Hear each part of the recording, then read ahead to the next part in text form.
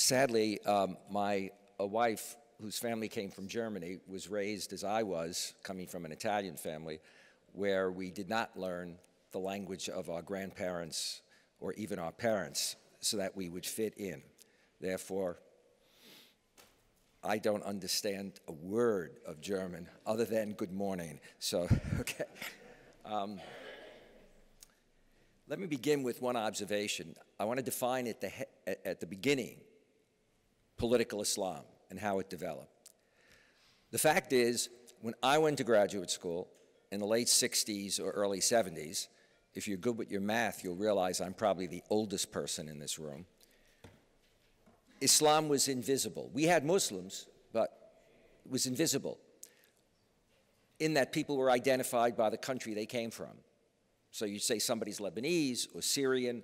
And I remember being in Australia talking to the head of the foreign ministry panel within the parliament, she had come from Greece, and she said that as she grew up, the people she knew were Lebanese and Egyptian, but after 9/11, everything became Muslim, number one.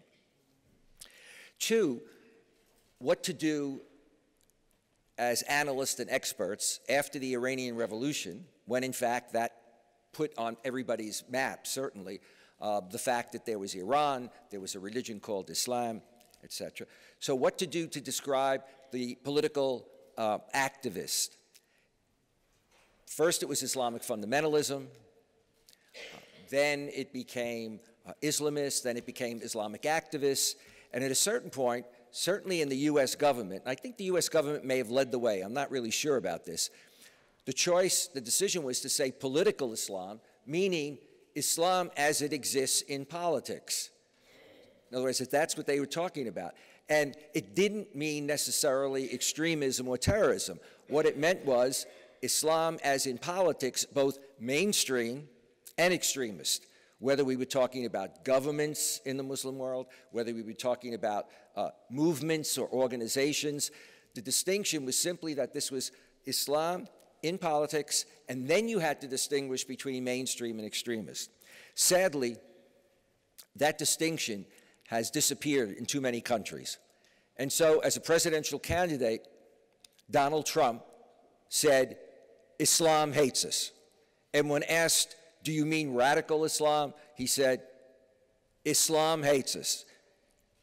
And when asked, well, how about the distinction with regard to mainstream, etc., he said, there are a lot of them. There are just a lot of them, meaning there are a lot of these extremists, okay? So it's important to get this out here. Also, I'm departing from my speech, but I think I'm hot right now. Also, the tendency has been for some governments in the Arab and Muslim world to use political Islam as a negative. Why? Because even where there are political parties that have run in the system in elections, they see them as a threat politically. It's also been used with regard to the coup in Egypt by countries like Saudi Arabia and the UAE to justify the fact that for a year before the coup, they funded the coup and continue to fund the coup. And so, for example, after the coup, the UAE sent out a list of terrorist movements, and they sent them to the UK and the US all over. And they even put organizations in the US and the UK that were mainstream.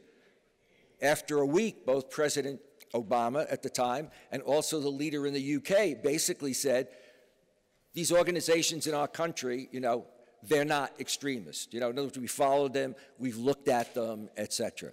So I just want, and I'll come back to this after in terms of discussing it. For background on anything that I say, we started a program within the center at Georgetown that I founded in 1993, and the program's called The Bridge, Protecting Pluralism, because that's what our countries are about, protecting pluralism, ending Islamophobia. If you go to bridge.georgetown.edu, you'll find all kinds of information and facts that relate to my study or just to the phenomena. We have a lot of coverage of what is going on in Europe, in America, etc. All right. The catastrophic events of 9/11 and continued terrorist attacks exacerbated what already was there, and that is a growth of Islamophobia. I wrote a book called The Islamic Threat, Myth, or Reality, and it came out in the 1990s, early 1990s, and then at the end of the 90s, I started to talk about Islamophobia. That term was not used in America, even recognizing it. It had come out of the UK about 15 years before. It wasn't until, not 9/11, but until the big issue about the mosque at Ground Zero, which was not a mosque, and it wasn't at Ground Zero. That's when, for the first time, a major publication, Time magazine, on the front cover, asked the question, is America Islamophobic? And if you read the article, the answer was pretty much yes, okay? At the same time, it's created an environment in which in many countries, including the US and the UK and in some European countries, Muslims are guilty until being proven innocent, rather than innocent until being proven guilty. And the way to see this is, and I've done this for many years, you take a newspaper article, and in the article it would be talking about Islam and Muslims, okay? Then put in the word Jewish, Black, Italian American in the United States, you see. And then the other words that are used about these people to describe them, you know, we have to worry about Italian Americans. We have to worry about, you know, without that hard data. The problem is, people, if they see that regularly in the newspaper, the average person, or in social media, this becomes a reality for them. My wife said to me the other day, and I've done about 3 million miles in terms of traveling in my career. I look old, but I'm about 26 years old. But my wife said to me, and I was very surprised, I mean, I've heard this before, but some very good friends of ours, she was visiting them yesterday, and the woman said, whenever John's overseas, I pray for him. You know, I want to say, I'm in Brussels and Vienna. What are you worried about? I mean, you know, what are we talking about? But that kind of environment gets created. What gets covered over is that in many of our societies, it's white supremacists who are growing, who are violent, and who lead to eruptions. For example, I will be referring to statistics from America on this, but I'll come back to Europe on some other statistics. The Southern Poverty Law Center just came out with a major publication. There are 1,020 hate groups in America. That's an incredible number.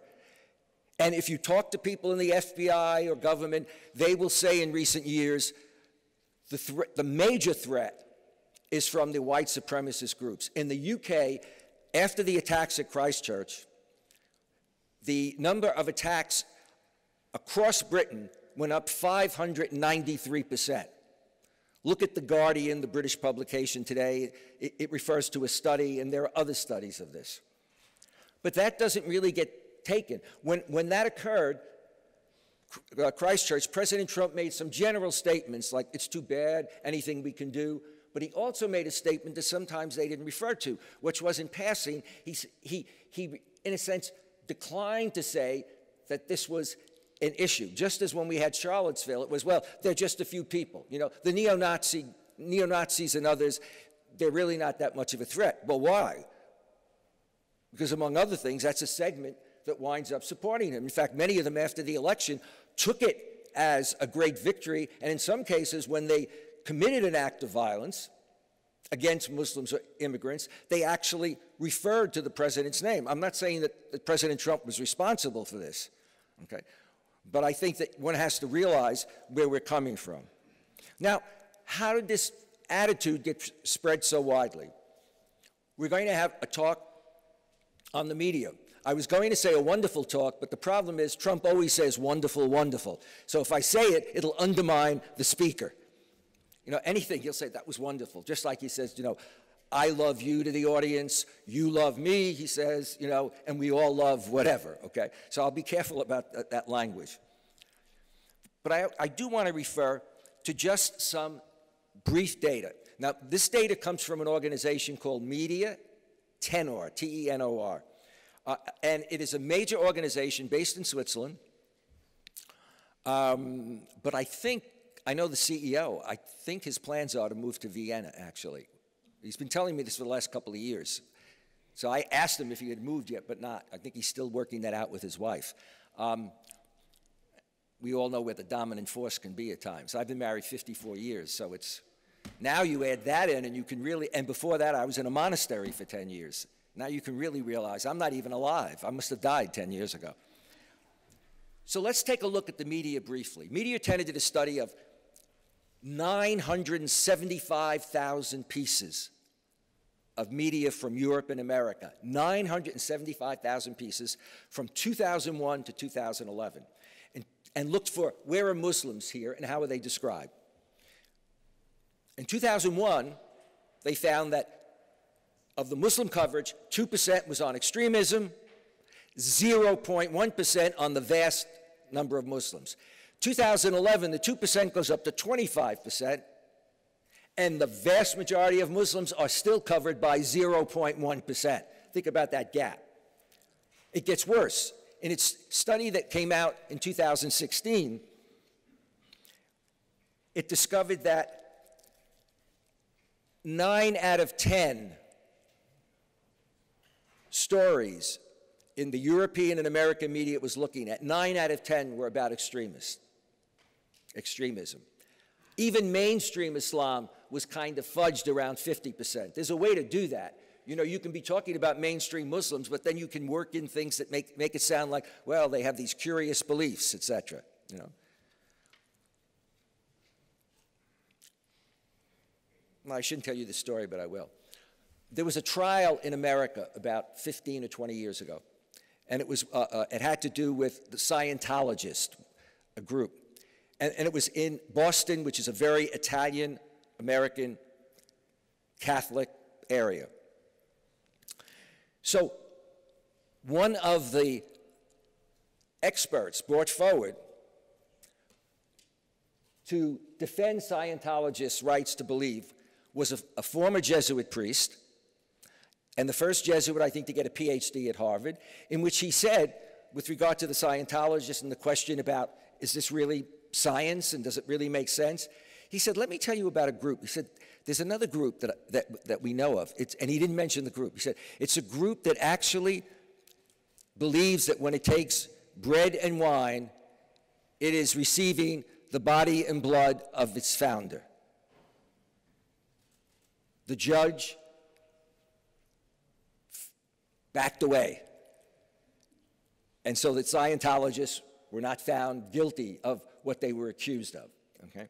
All right, now, with the study in 2016, the point was especially made, and let me say it was 80% of media were negative on Islam. But when it came to the US, UK, and the US, it was 9 out of 10 stories that were negative. And when they went to feature individuals, and there wasn't much of it, it was either warlords or extremist leaders. You know, rather than talking about are there Nobel laureates or are there, you know, peace activists or great stories about social media. So that's part of the background. The second thing is the social media. In the US, I can't speak about Europe here, but in the US, a significant percentage of Americans get their news from social media. And we see it more and more. Okay. A study done, 2 studies done on social media and its influence found that during a period of about 8 years, there were 2 different studies, one by the Center for American Progress and the other done by an organization called CARE. And their data was based on income tax returns. So when they made a statement, it was based on the income tax returns from these different organizations. During that period of time, something like $215 million came from people and philanthropies, and some of them may not have known, that went to support not just websites that were obvious like Jihad Watch, but websites with titles like Pajama Media. I remember a friend of mine called me up and said, you're in Pajama Media. I said, what the heck is Pajama Media? He said, it's a website. I went to look at it. Pajama Media is a very right-wing, anti-immigrant, anti-Muslim. The other one is American Thinker, Family Security, okay? And what we also have been able, both my center and others, is to show where you have a group, what we called an organized Islamophobia network. There are a group that are interconnected.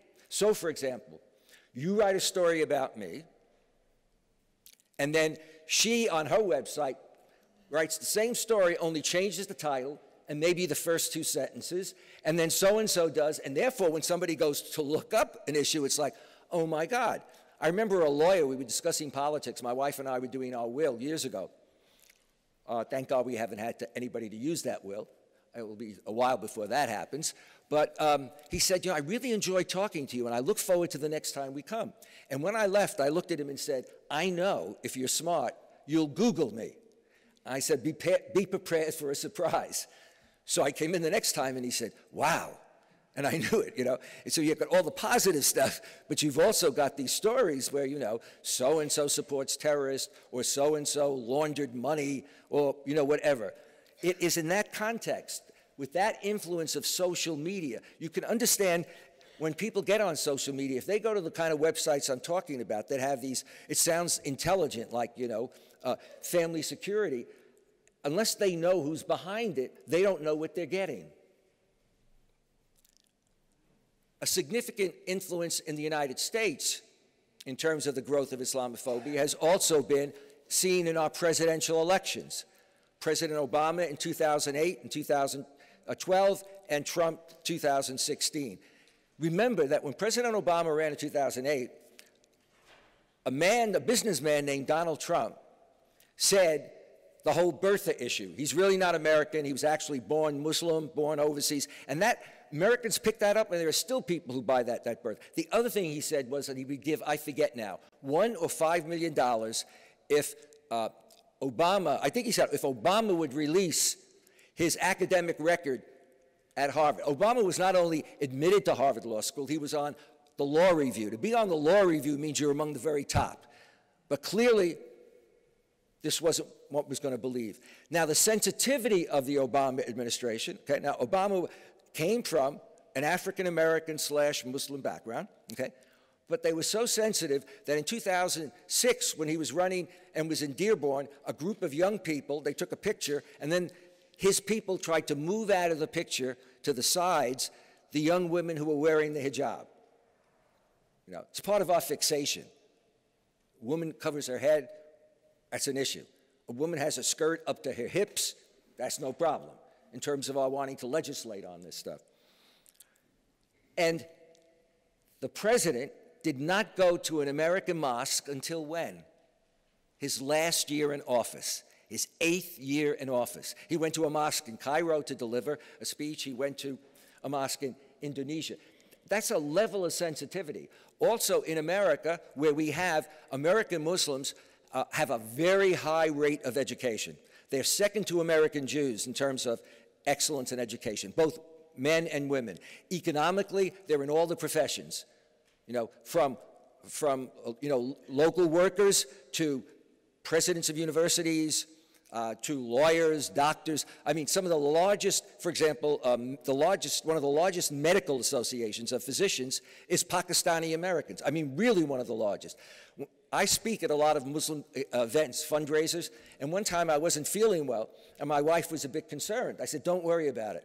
You talk to any Muslim audience, and I tested it out that night. I said, I'd like every doctor, every physician to raise his hand. So the hands went up. I said, now I'd like only those physicians where it's the husband and wife who are physicians. Hands were still up. Then I said, I'd like to see the children raise their hands. And I said, I have to tell my wife, I must have at least 30 or 40 physicians here. Whatever happens to me, they're here.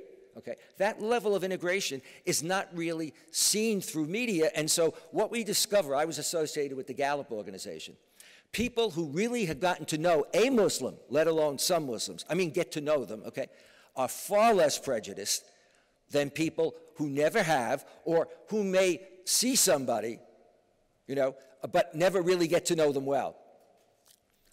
I have a cousin named Michael. And Michael worked for the post office, delivering mail.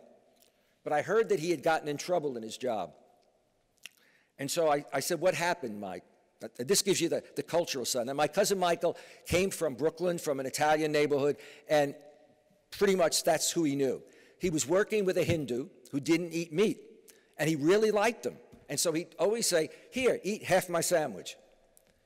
And he said to me, he never would. So I said, okay, so what happened? He said, well, I decided I wanted him to, really eat it. So he kind of pushed it into his mouth. And therefore, he almost got fired from his job. But he didn't have that sense, that sort of sense of diversity. Okay. But where do we go as we move along in terms of then the role of political Islam and how it gets to be seen? I've referred to the way the phrase came about. I've talked about its use also by Arab and Muslim governments that are authoritarian, whether it's Bahrain, etc. There's a major story in the New York Times today, basically talking about how authoritarian regimes, and actually things have gotten more repressive in the Arab world, certainly. Governments have gotten even more, the authoritarian regimes have gotten even more authoritarian, okay? And there's hard data on that. Let me give you some data, though, that comes from Europe and America in terms of polls and people. Major polls in Europe and America, and most importantly, the most important fact that they make, from my point of view, is that American or European citizens and residents who have not engaged in violence and terror, that is, Muslims, okay, are often marginalized or discriminated. Marginalized being you don't want to hire the person, or you're suspicious of them, or, etc., okay?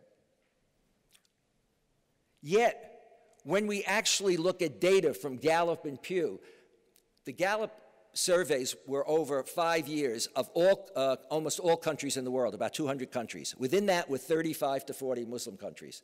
And these were surveys that were done on site and all over the country, not only in big cities, outside, face-to-face, not only in language, but they would actually, after they did language, they would then get experts in the region in terms of like the colloquial language so that there'd be a kind of clarity. And what we discovered was, unlike what was said in 9/11, they hate us because of our democracy, etc., majorities in the Muslim world wanted democracy. They wanted popular sovereignty, not to have dictators. The majority admired and wanted, obviously, what they saw was Western education, the economy, etc. And they were concerned about security, far more than even people in the West, because the majority of victims of extremist terror come out of the region itself. I mean, look at the refugee problem. I mean, you see that issue with regard to refugees. Now, here are some statistics from a few European countries. A 2018 report, for example, found that in Britain, Muslims feel a part of British society, 88%, say they very or fairly strongly belong to Britain, and they have a strong sense of attachment to their British identity. It doesn't mean that they deny that other part of their identity.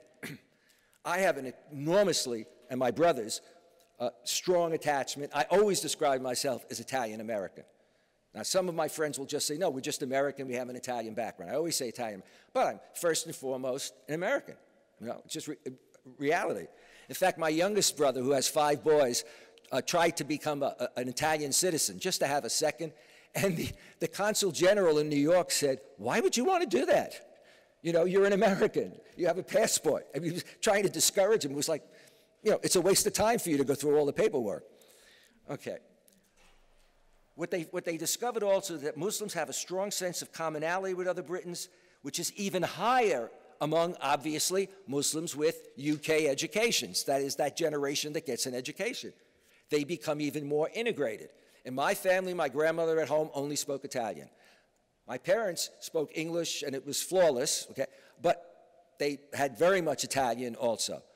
But when and we were the first generation then, the boys, to go to college or university. And as that happens, you even more are getting more and more, as it were, embedded in the society, okay? I mean, it's just a reality.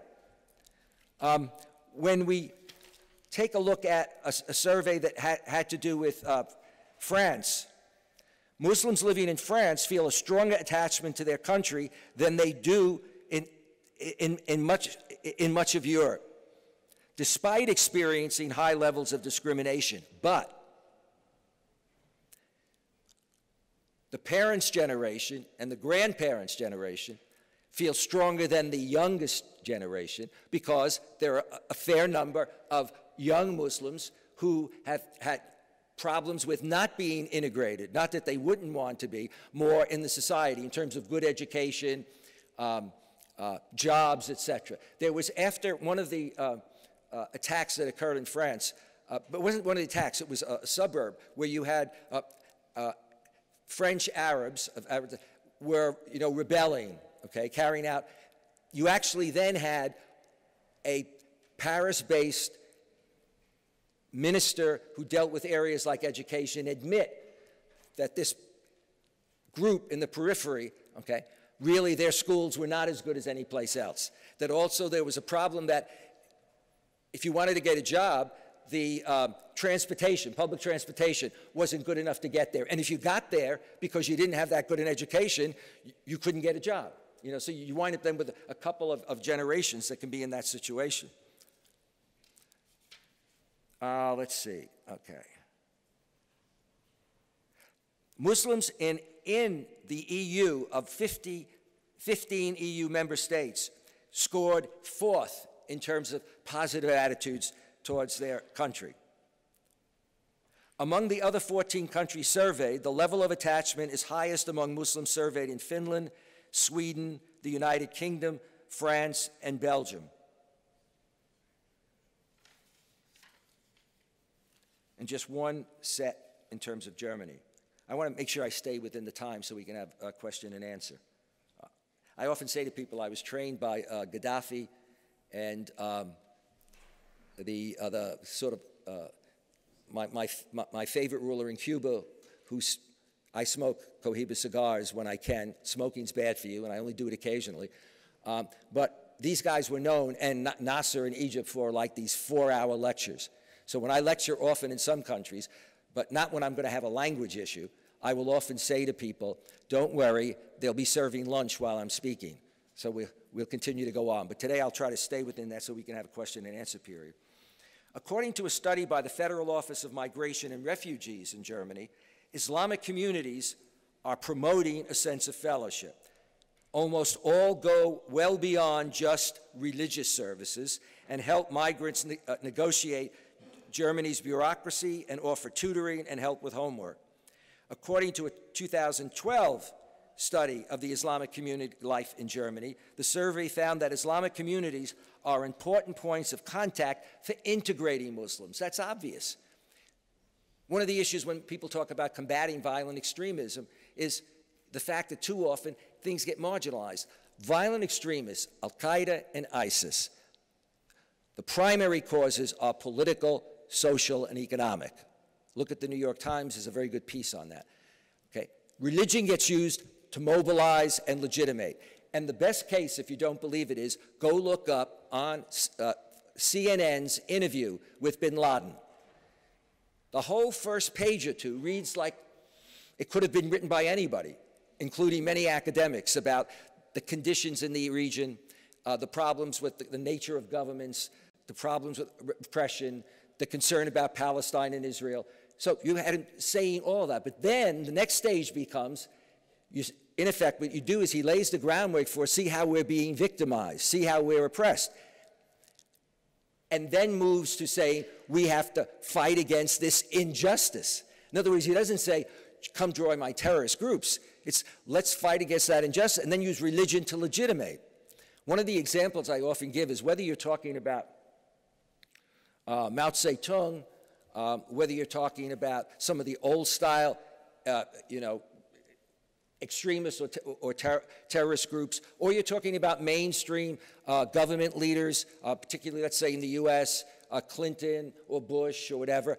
When both the repressive and the others go to war, the repressive don't say, we're terrorists. They say the same thing as the other. That is, they charge that the conditions are so bad that we need to rise up, and that, therefore, the normal norms that we would be bound by in terms of human rights, etc., are off. I mean, in a certain kind of way, I'm pushing the example, how did America legitimate in the minds of some, Hiroshima and Nagasaki. It was the magnitude of projection that something like 300,000 lives would be saved if we did X. And if you think about bin Laden or ISIS, the very things they do go against Islamic law. Their treatment of women, of children, of religious leaders, the kind of proactive violence, that they engage in, all that goes against traditional Islamic law. But their excuse or their comment would be, the end justifies the means. The situation is so bad, we're so overwhelmed, they have all the power, that we have to engage in the kind of terrorism that we engage in. Okay. To move towards the conclusion, let's take a quick look at the current administration in America so you get an idea of the politics. So we know that the President of the United States said Islam hates us. We also know that when he was running, he talked about the fact that he could see monitoring mosques, maybe even closing them down. We know that he put a Muslim ban in. Okay. Let's take a look at the administration itself that he has. The first man that was going to be National Security Agency, General Flynn, was on the board of ACT for America. ACT for America is probably one of the most populist and strong anti-Muslim organizations. Some say it is the strongest. He was on the board, went to their meetings. The current Secretary of State, Pompeo, has gone to their meetings, and in fact, when Pompeo was made Secretary of State, they gave him a special award, which Pompeo accepted. With other members of the administration, you've had people, for example, Bannon, who was first Steve Bannon, okay, who, by the way,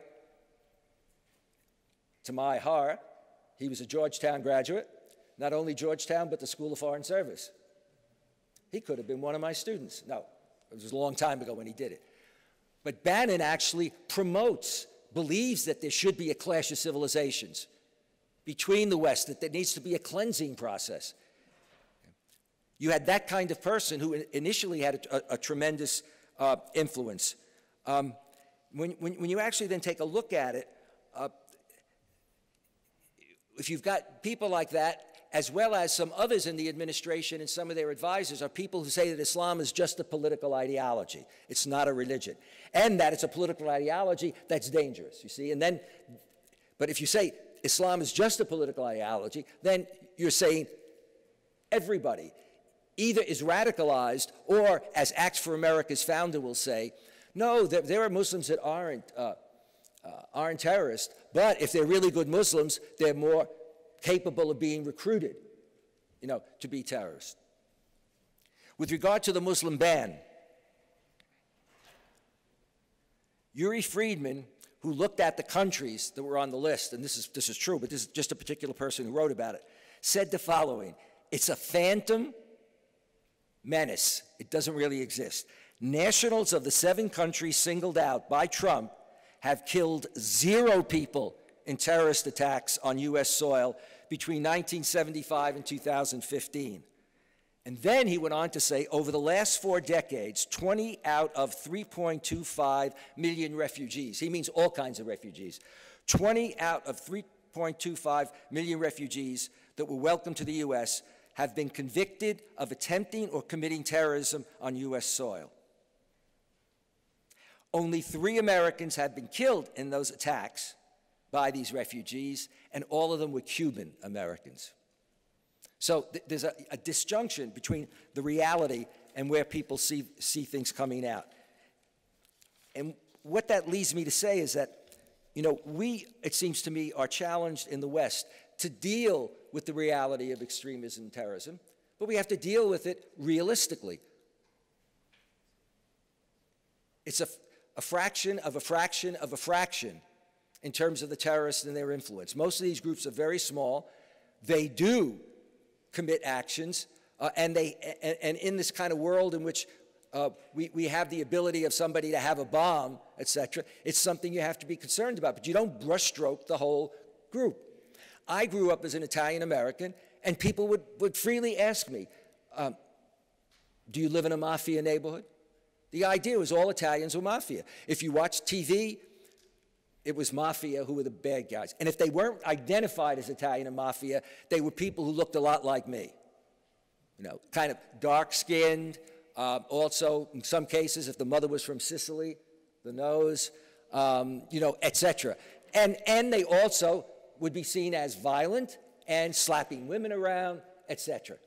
So when we move to the next group, you know, we go our own way. And it's interesting, some of the caricatures that are done, the kind of pictures that are used, like cartoon-wise, by people who have a problem with Muslims, are the same, they actually have the same picture that was used with anti-Semitism years ago. So it's the same guy with the hooked nose, etc., you know, and that kind of concern. We are challenged, it seems to me. We are challenged. We who in countries believe in self-determination. We who believe in civil liberties. We are challenged to live by those standards and not see them erode. We need to strengthen our acknowledgement of the existence of a majority of Muslims in our country who are mainstream. Whatever our concerns about extremists, we have to be concerned about that. But we also have to get real about who are the real extremists in terms of potential violence. But we have to accept as a country in our political culture and in our media where the vast majority of Muslims are coming from. And if that's the case, we have to live by our own standards. If they are citizens, then what we have in our country is a shared citizenship with all the rights that citizens have of opportunities, freedoms, and civil liberty. Thank you.